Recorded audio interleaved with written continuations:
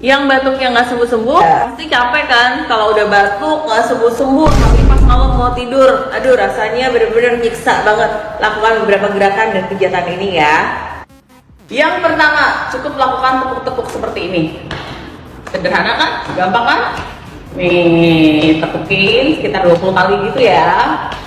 Yang kedua, pijit-pijit di titik sini nih, di bawah leher, di sekitar sini ya. Lakukan pijitan ini sekitar 1-2 menit. Oke. Terus yang ketiga nih, di sini dianya nih ya, di bawah leher sekitar 2 titik ini. Oke. Terus yang keempat, pijit-pijit di sini nih, di sekitar jempol sama jari telunjuk ya, ditekan sama diputar-putar nih sekitar 1-2 menit. Terus yang